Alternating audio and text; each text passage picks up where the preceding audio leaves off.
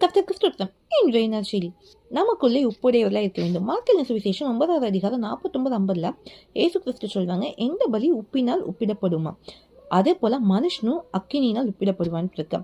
அப்போ நம்ம ஆவின் அபிஷேகத்தை நம்ம பெற்றுக்கொள்ளணும். உப்பு நல்லதுதான், ஆனா உப்பு சாதமற்று போனா அதற்கு எதினாலி சாதம் உண்டாகும் அப்படின்னு இருக்கு. அதனால உங்களுக்குள்ளே உப்புடையவர்களா இருங்கன்னு இருக்கு.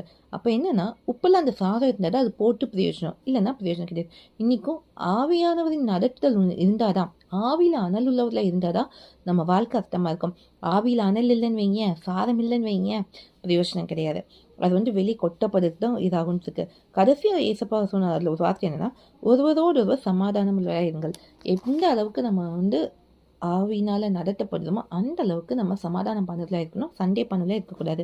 கொலோசியர் 4:6 என்ன இருக்குன்னா, உங்கள் வசனம் எப்பொழுதும் கிருபை பொதிந்தினதாயும் உப்பால் சாதம் மேறினதாயும் இருப்பதாக இருக்கு. யாருக்கு எப்படி பதில் சொல்லணும் நமக்கு தெரியும். எப்பவுமே ஆக்ரோஷமா இல்லாதபடிக்கு சாந்தமாய் உப்புள்ளவர்களை நம்ம பேசணும். ஏன்னா லேவியராகமம் 3 இங்க பார்த்தா கூட தேவனுடைய உடன்படிக்கையின் உப்புன்னு இருக்கு. இன்னைக்கு ஏசு கிறிஸ்து நம்ம பூமிக்கு எப்படி இருக்கு, உப்பா இருக்கிறீர்கள் இருக்கு. ஒரு குழம்புல உப்பு போட்டதான் ருசி. இன்னைக்கு நம்ம உப்புள்ளவர்களை ஆவியினால தேவனுடைய பிள்ளைகளை வாழும்போது தான் நம்ம வாழ்க்கை ருசியா இருக்கும். நம்ம மற்றவங்க வாழ்க்கையில ருசி உள்ளவர்களாக இருக்க முடியும். அதனால உப்பா இருங்க. அளவுக்கு ஜாஸ்தியும் போட்டாலும் பிரயோஜனம் கிடையாது. நீங்க எங்க இருக்கணுமோ அங்க இருங்க. கம்மியாவும் இருக்கக்கூடாது, சாதம் உள்ளவர்களா இருக்கணும். மற்றவங்க வாழ்க்கை ருசி உண்டாக்குறதுல இருக்கணும். மற்றவங்களுக்கு பிரயோஜனம் உண்டாவதே வாழணும். அதனால தேவ வசனத்தின் வாழுங்க, தேவ சக்தி செய்யுங்க. இதுவே நற்செய்தி ஆகட்டும்.